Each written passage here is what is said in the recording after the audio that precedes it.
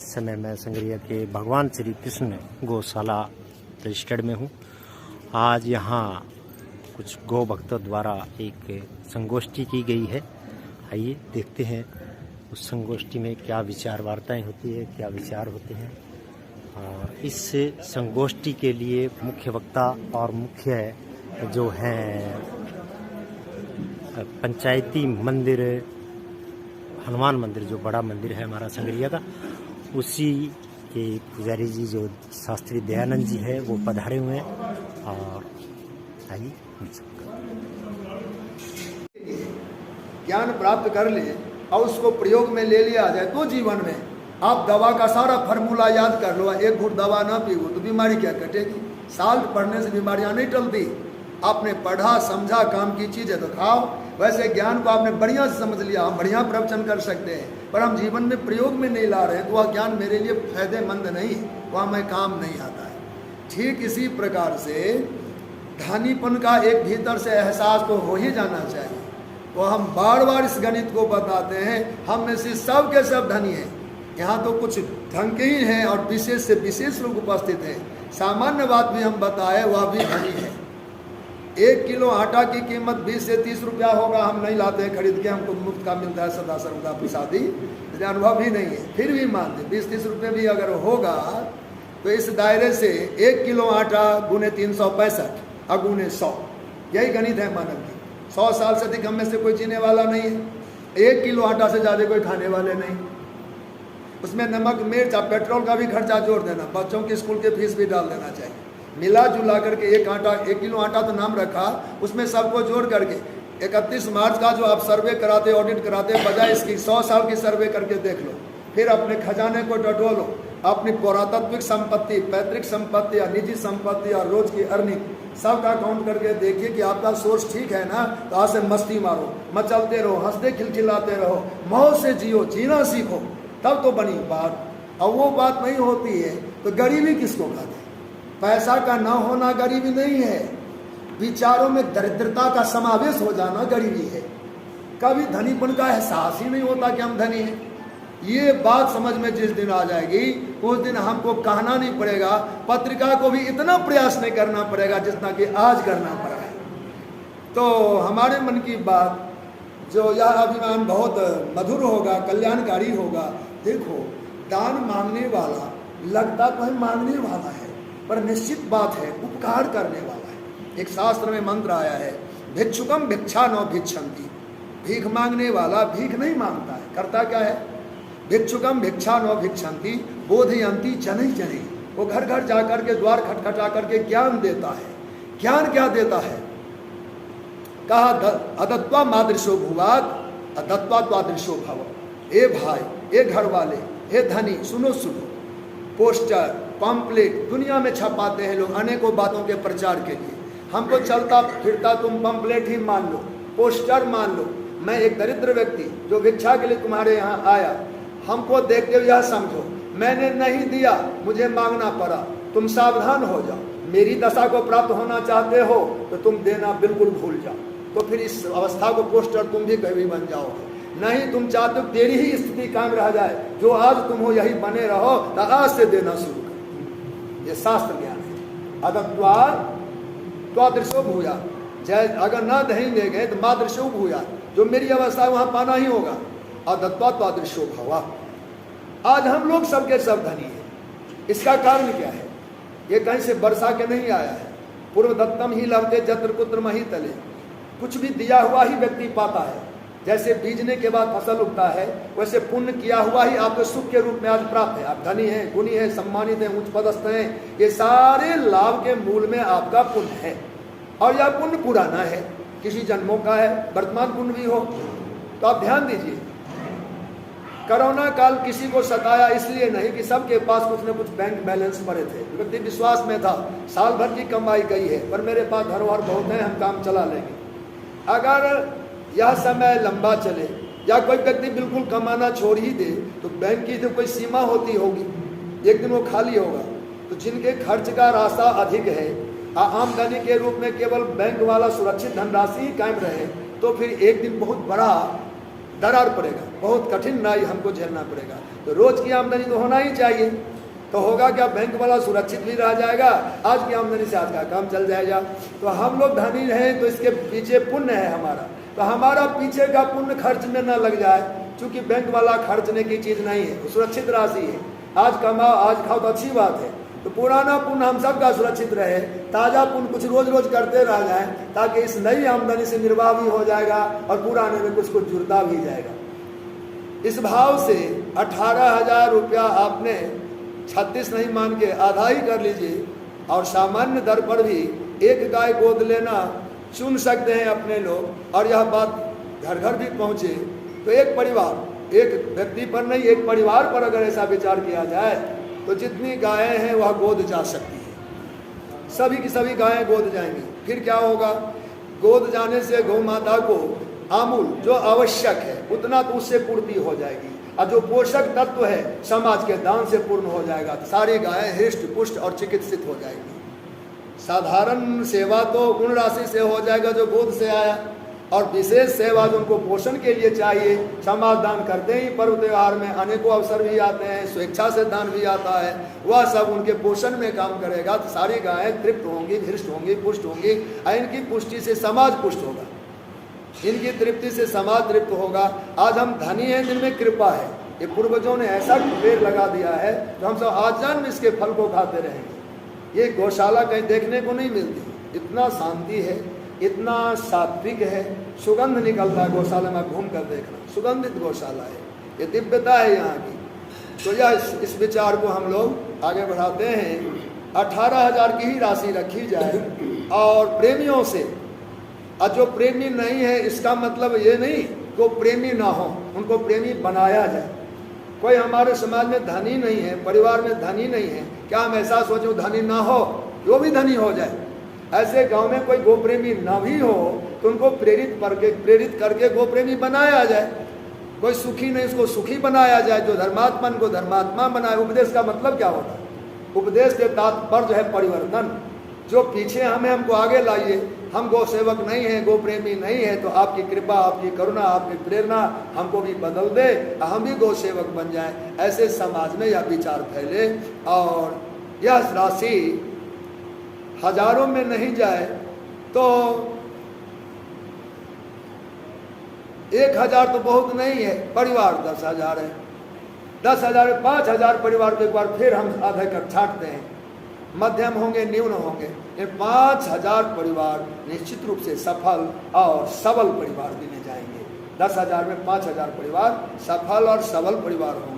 उनको केवल यह ज्ञान हो जाए कि फैक्ट्री लग रही है, उत्पादन इतना होगा कि आप घर नहीं भर सकते, आपको जगह नहीं रहेगा, इतना पुण्य यहाँ से प्रकट होगा, गाय तृप्त होगी। साधु ब्राह्मण गौ जब तृप्त होते हैं तो उनको आशीर्वाद देना नहीं होता, वो जो जुगाली करेगी, वो जो सांसें लेंगी, उससे केवल आशीर्वाद फैलेगा। पूरे वातावरण में, अणु परमाणु में केवल उनके प्रसाद, उनकी कृपा फैलेगी। हम जहाँ रहते हुए तृप्त रहेंगे, हमारी अनुकूलता बनी रहेगी, रोग शोक से हम मुक्त रहेंगे। इस बात को अपने लोग समाज में, केवल पत्रिका परिवार नहीं, आप दूसरे परिवार के नहीं हैं, हम सब उस परिवार के ही तो हुए, क्योंकि परिवार मान के ही तो हम सबको बुलाया गया है। हम सब एक परिवार के हैं। हम भी जितने लोग मिले उनको विचार देंगे, आपको जो प्रेमी मिले, इष्ट मित्र मिले, उनको में ये विचार दीजिए, और ऐसी व्यवस्था बनाई जाए, उत्तम पक्ष रहेगा। हो सकता है हमारा प्रयास बहुत सबल ना हो, लेकिन कुछ तो होगा। जितना होगा उस पर संतुष्ट ना होते हुए प्रयासरत रहेंगे, तो हो ना हो आगे चल करके हम लोग 900 की 900 गाय को गोद दे देंगे, और गौशाला के सेवक इतने अधीर भी नहीं होंगे, चिंतित भी नहीं होंगे। हमारे ही घर के बाल बच्चे हैं जो सेवा करते हैं, अपने अपने घर की चिंता तो सब करते ही करते हैं, पर उनको माँ की चिंता सताती है, तो हम अपने भाई को क्या चिंता में डालें, अपने परिजनों को चिंता में रखें। चिंता मुक्त करने के लिए भी समाज को यह बीड़ा उठाना चाहिए। तो 18,000 की राशि, और समाज में लगभग 5,000 सबल परिवार, हम तो 10 को ही मानते हैं, विश्वास करते 50 के 50,000 हमारे गांव के, हमारे जो बाल बच्चे हैं, परिवार समाज है, सब इसी कोटि में हो, जो सब सबल ही कहे जाएं, है भी और हों भी, दोनों बात। रही बात एक गाय गोद हम लेते हैं, हम उनकी शुरुआत करेंगे। बोलो भक्त वत्सल।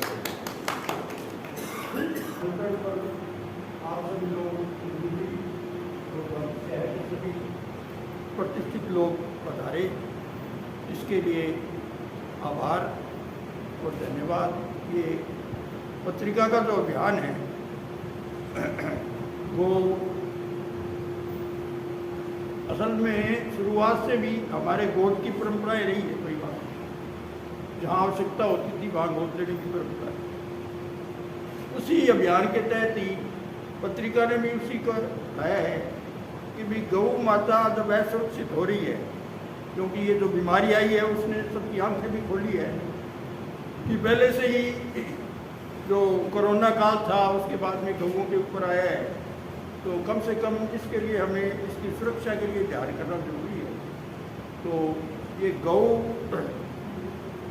दान का जो वातावरण बना हुआ है वो हर एक आदमी दान नहीं कर सकता, लेकिन ये जो छोटे छोटे जो सिस्टम बनाए हुए हैं उसके लिए ज़रूरी नहीं है कि भी अपने को उस राशि को उसको देखते हुए उसके हिसाब से हो। मतलब अपना एक सिस्टम है कि भाई गौशाला या गाय के साथ अपने जुड़ाव करें ताकि गौ की रक्षा हो सके। और हमारा कर्तव्य भी है, हम हिंदू धर्म जो है गाय को हर एक मामले में अग्रणी मानते हैं और गाय हमारी माता है, और उसको हर एक आदमी के साथ जोड़ने का अर्थ इनका इस अभियान का है। तो पत्रिका ने जो अभियान पूरे राजस्थान और पूरे हिंदुस्तान के अंदर जहाँ जहाँ कम से कम पत्रिका का प्रसार है वहाँ ये चलेगा, और इस हिसाब से ये अभी शुरुआत हुई है। और प्रयास ये है कि इसको घर घर तक ले जाया जाए ताकि हर एक आदमी इस बात के लिए प्रेरित हो कि भी ठीक है ये करें। दूसरी बात मैं ये कहूँगा कि इसमें एक अकेले आदमी कुछ नहीं कर सकता। अपने जो इतने बैठे हैं कम से कम अपने भी प्रेरित करें हर एक आदमी को कि भी इस प्रकार करके ये अभियान चल रहा है, और उसके लिए किसी भी गौशाला में जुड़े। ये जरूरी नहीं है किसी गौशाला में है जिसमें जुड़े, अपने शहर के अंदर और गौशाले हैं, गाँव में गौशाला है, मतलब कुल मिला के गौ के साथ जुड़ने का है और उस हिसाब से जुड़ना। दूसरी एक निवेदन मैं और करूँगा, अब जो गाय चल रही है वो अपने अमेरिकन ज़्यादा है, और अमेरिकन जर्सी वगैरह ये जो है ना ये इतनी फायदेमंद नहीं है। उसकी बजाय अगर अपने प्रयास करके देसी गायों को जितना हो सके प्रसार उतना होना चाहिए। देसी गाय अगर ज़्यादा से ज़्यादा पाली जाए उसके रेट भी ज़्यादा हैं, उत्पादन भी कम है, और उस हिसाब से लेकिन वो स्वास्थ्य के लिए निरोग रहने के लिए उस हिसाब से देसी गाय अपने आप में महत्वपूर्ण थी। तो ये भी एक प्रयास रहे कि प्रत्येक आदमी देसी गाय के लिए प्रयास करे ताकि हमारा शरीर जो है वो स्वस्थ रहे, निरोग रहे। बाकी आप सब लोग पधारे और आपका जो सहयोग मिला बहुत बहुत धन्यवाद, आभार।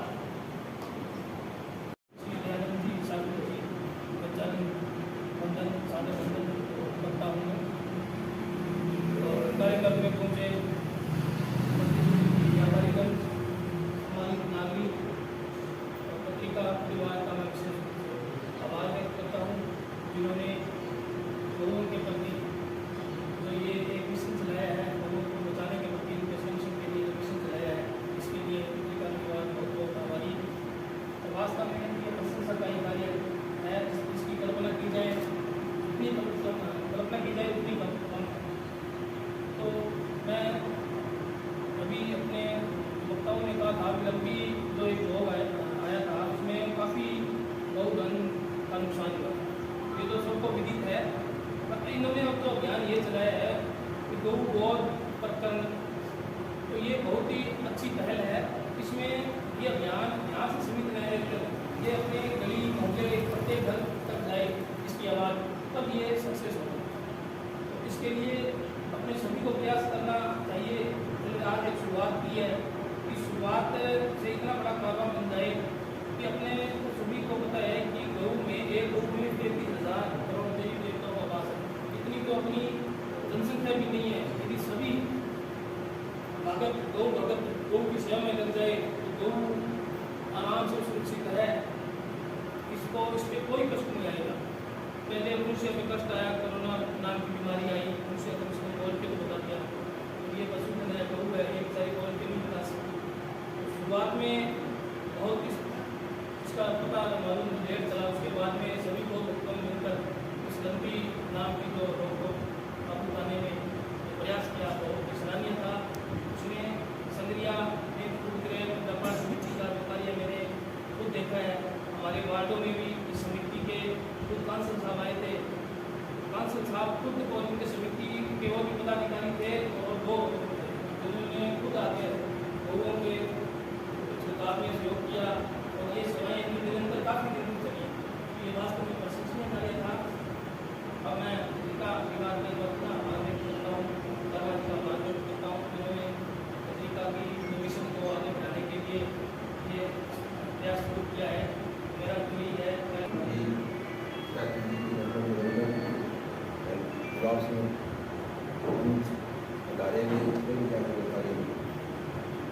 जो राष्ट्र पत्रिका ने अभियान चलाया है वो बहुत ही सुंदर है। और जैसे हमारे करवा जी ने कहा इसको घर घर पहुँचाना चाहिए, ये कपिल अपने नौजवान है, इसको चाहिए कि वो घर घर में इस बात को पहुँचाए और लोगों को साथ लेकर अधिक से अधिक लोगों को इस बोध प्रकल्प के अंदर जोड़े। जितने अधिक लोग जुड़ेंगे उससे लाभ होगा। और जैसे जितनी अपनी मंडी की जनसंख्या है उससे तो यानी कि गोवंश कम ही है, इसलिए गौ प्रकल्प का काम चला दें तो बहुत बढ़िया है। पत्रिका की सोच बहुत अच्छी है। और हमारे गुरु जी ने जो हमेशा ये कहते हैं कि अगर सारे लोग जुड़ जाए इसके अंदर तो गौओं को कोई चीज़ कमी नहीं रहेगी। इनको रोजीना सीरा खिलाओ से, इनको कहते किसी चीज़ को खिलाई हरा तारा या तारा खाने की जरूरत नहीं है, लेकिन जुड़ नहीं रहे हैं। पत्रिका पूरा जोड़ सके तो उनको बहुत बहुत धन्यवाद। धन्यवाद। मैं निवेदन करूँगा उद्योग व्यापार समिति के अध्यक्ष श्यामलाल चौधरी से। आदरणीय गुरु जी के चरणों में प्रणाम, गुलाब जी समाज और मेरे व्यापारी भाइयों और राजस्थान पत्रिका की जो संपादक है सबको मेरा आज बड़ा सौभाग्य है कि हम सब आज गौशाला में इकट्ठे हुए। गौओं की सेवा एक बहुत बड़ा धर्म है। इस सेवा से बड़ी कोई सेवा नहीं है। तो हमारी ये बीमारी जो लोगों की आई लंबी की, तो हमारे व्यापार पूर्ण समिति हमने एक बैठक की, तो अपने बैठक में कहा अभी क्या करना चाहिए। तो हमारे कांसल साहब सचिव है, तो इन्होंने कहा कि प्रधान जी बात की है इसमें इतना खर्च आएगा, ये आएगा, इतने आदमी चाहिए, ये कोई दिक्कत नहीं है, उतना ही आएगा, आप काम चालू कर दो। इन्होंने 20 दिन तक कितनी सेवा की। गाँव में गौशाला, मंडियों में गौशाला, गलियों में सबके काम कराया, सबको वो रोटी और बहुत करने का स्वरूप क्या है, वो प्रकट होती स्वरूप प्रकाश है।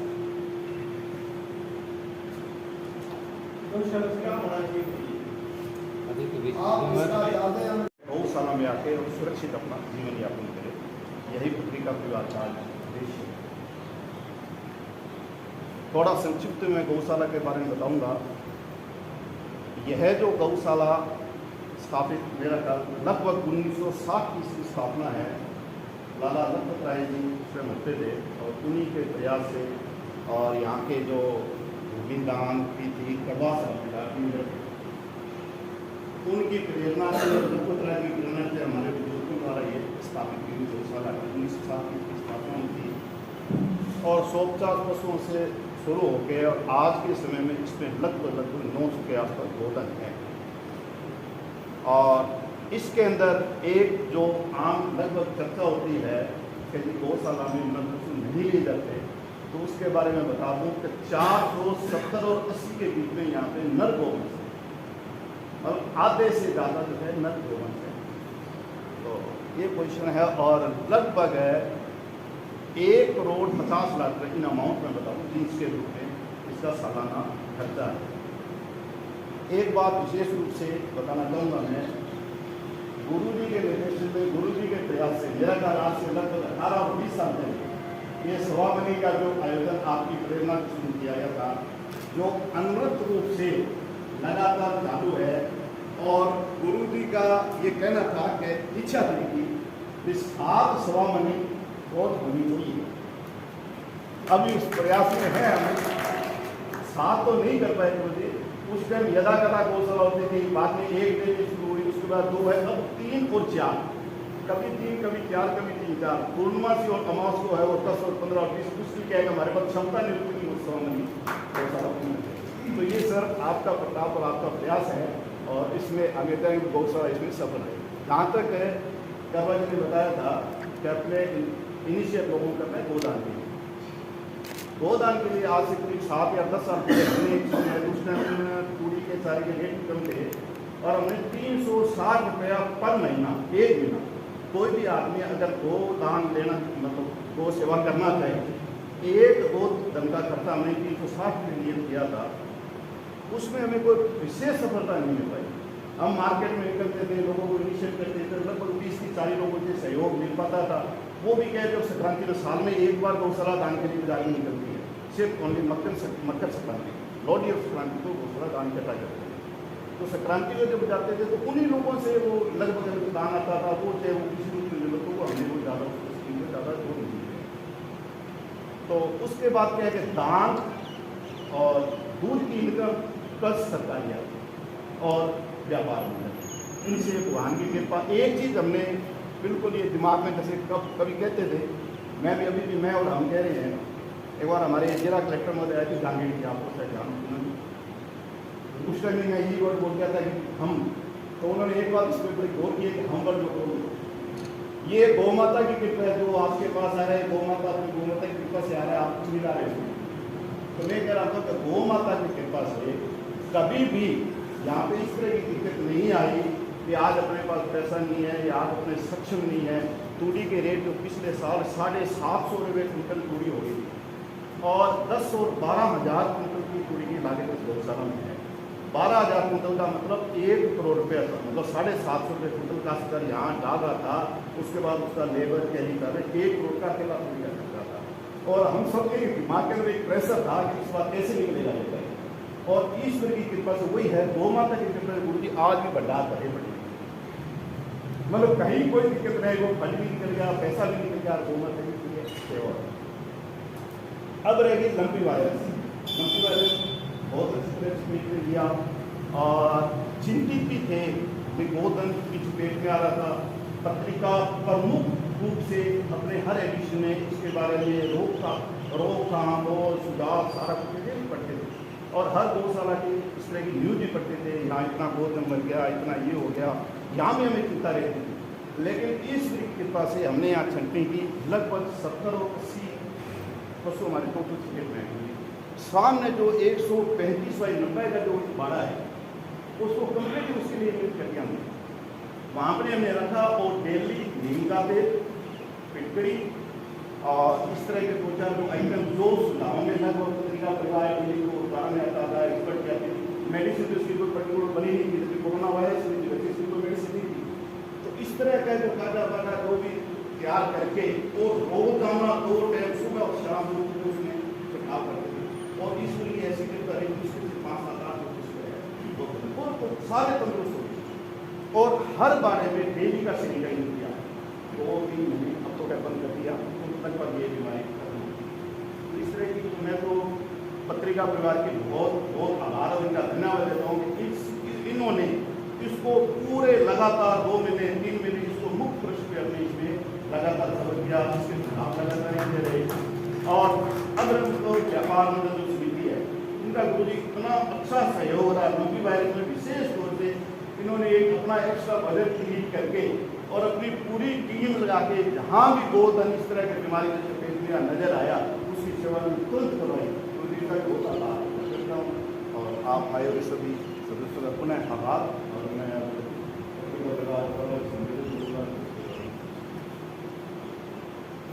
मैं राजस्थान पत्रिका से आप सबका यहाँ पर आने के लिए स्वागत करता हूँ।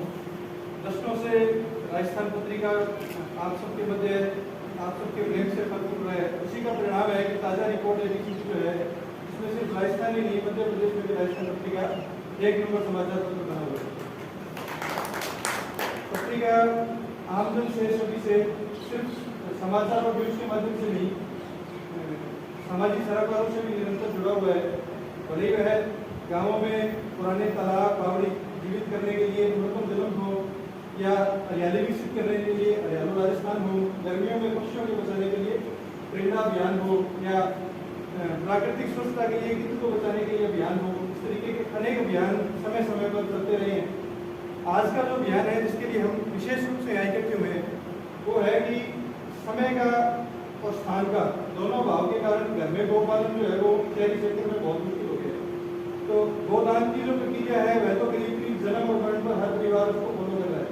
तो एक और जो पत्रिका चाह रहा है कि जो गौ माता गौशाला में पड़ रही है उसको हर परिवार जिस रूप में गोद लेना चाहे उसका खर्च जो है वो गौशाला को करके अपने निमित्त एक लगाव जिसे कहें कि वो पूर्ण कर सके। तो उसके हिसाब से ये अभियान जो है वो शुरू किया गया है। इस अभियान में जो है वो जो श्रद्धालु इस हिसाब से निकटवर्ती गौशाला जो है वो सहयोग करना चाहिए, लोगों को प्रेरित करना चाहिए। ये मूल रूप से अभियान आमजन को गौ सेवा से जोड़ने के लिए, तो सभी का जो है वो सहयोग लगातार मिलता रहा है तो आगे भी मिलता रहेगा। तो मैं निवेदन करूंगा कि राज्य व्यापार हमारे भाजपा युवा उपाध्यक्ष गुलाब किशोर से कि वो इस विषय पर सबसे पहले तो मैं यहाँ से कृष्ण गौशाला में हम सब मिलकर बोलेंगे गौ माता की जय हो। सबसे पहले मैं गुरु जी के चरणों में नमन करती हूँ। उसके बाद सम्मानित मंच और यहाँ बता हुए मेरे पिता तुल्य बुजुर्ग युवा भाई और राजस्थान पत्रिका से भाई कपिल जी हमारे बीच में बता रहे हैं। तो पत्रिका परिवार ने जो एक ये अनूठी पहल की है, जो शानदार और जानदार पहल है और समय समय पर ऐसी पहल करते रहते हैं, उसके लिए मैं पत्रिका परिवार का बहुत बहुत धन्यवाद ज्ञापित करती हूँ। गौ माता है, उसकी सेवा से बड़ी कोई भी सेवा नहीं है। और आज की इस भागा भागी और मारामारी के समय में अगर हम समय में से समय निकाल कर गौ माता की सेवा करते हैं तो उससे बड़ा पुण्य का कोई काम हो नहीं सकता। क्योंकि हमारी ये जन्मभूमि है, ये श्री राम और श्री कृष्ण जी की जन्मभूमि है जिस पर हमने जन्म लिया है। तो हमारा भी ये फर्ज बनता है कि हम भी कुछ ना कुछ करके दिखाएं। तो हम जैसे हमारे देश के लिए शहीदों ने अपनी जान दी या देशभक्ति जो भी थे, जो देश के लिए कार्य किए, वो तो हम नहीं कर सकते, लेकिन यहाँ हम धरती पर रहकर गौ माता की सेवा तो कर सकते हैं। तो मैं आप सबसे ये निवेदन करती हूँ कि अभी जो लंबी बीमारी आई थी उसमें समय समय पर हमने गाँव में जाकर के जनता के बीच में रहे और गौशालाओं को देखा। तो जैसे दौलतपुरा मल्लड़ गांव है, बसीर गांव है, तो अभी हम चर्चा कर रहे थे कि इन गाँवों में ये बीमारी बहुत कम आई। उसका ये कारण था कि नीम की पत्तियाँ, चाहे उनको खाने के लिए दी गई हो, चाहे नीम की पत्तियों को उबाल करके हल्दी का काम हो या फिटकरी का काम हो, जो ये दवाइयाँ थी ये काफ़ी अच्छे रूप में उन्होंने अपना प्रभाव दिखाया। और समय समय पर डॉक्टर भी जगह जगह पर उपलब्ध रहे। लेकिन ये बीमारी इतनी भयानक थी कि अगर हम रावत सर से जाकर आगे देखें तो इस बीमारी ने इतना भयानक रूप लिया कि जगह की जगह खाली हो गई। जहाँ भी इनके बाड़े बने हुए थे, बाड़ों में एक भी गाय जीवित नहीं है। अभी 2 या 4 दिन पहले मैं खारा खेड़ा गाँव में बैठने गई थी तो बता रहे थे कि हम डेयरी पर दूध देते थे, हमारे घर में 4 गौएं थी, लेकिन अब हम खुद डेयरी से दूध लेकर के आते हैं। ऐसी स्थिति गाँव में हुई। नगराना में, सागवाना में, बहुत से गाँवों में देखा कि एक दिन में कम से कम 100 गौएं मर रही थी। और ऐसे समय में अगर हम गौओं के लिए कुछ करते हैं तो उससे बड़ी सेवा कोई हो नहीं सकती। तो हमें इस धरती पर अगर जन्म लिया है तो गौ माता की सेवा करनी चाहिए। और जो भी सहयोग मन पड़ता है वो सहयोग भी हमें समय समय पर करना चाहिए। जहाँ भी गौशाला में जाते हैं कुछ ना कुछ जो भी दे सकते हैं अपनी तरफ से सहयोग करते हैं। और पत्रिका परिवार ने जो अभियान चलाया है उस अभियान को जहाँ जहाँ भी जाएंगे, जैसे गौशाला में 15 तारीख को एक बहुत बड़ा कार्यक्रम है, तो इस अभियान के बारे में हम वहाँ भी बताएंगे। गुरु जी भी आज हमारे बीच में आए, सनमंडी के गणमान्य लोग हमारे बीच में विराजमान हैं। तो मैं उन सबका बहुत बहुत धन्यवाद ज्ञापित करती हूँ। जय गुरुदेव। धन्यवाद। मैं निवेदन करूँगा राजस्थान राज्य व्यापार कल्याण बोर्ड से माननीय छोटी जैन से। आज हमारे बीच में हमारे पूजनीय गुरुदेव पधारे हुए हैं। सम्मानित मंच, सम्मानित संघीय के गणमान्य व्यक्ति, आज जो राजस्थान पत्रिका ने अभियान चलाया है उसका जितनी भी प्रशंसा की जाए बहुत ही कम है। और जो हमारे लोकप्रिय मुख्यमंत्री अशोक गहलोत जी ने भी इस पर बहुत चिंतन किया, इसके लिए भी फंड जो भी सुविधाएं देने की और आगे भी वो दे रहे हैं, वो भी अगर कोई होगा तो हम उसके लिए भी तत्पर हैं। जैसे भी होगा और हमारी जो ये संघीय है अपना प्यारा संघीय है, धार्मिक नगरी है, स्वामी जी की ये प्यारी नगरी है, तो जैसे भी होगा हम तत्पर रहेंगे। जो भी हमारे लिए कोई सेवा ड्यूटी लगाएंगे तो उस पर हम तत्पर तैयार रहेंगे। इसी के साथ जय संघीय, जय कुंभ। धन्यवाद। तो मैं निवेदन करूँगा अनिल जी सोनी से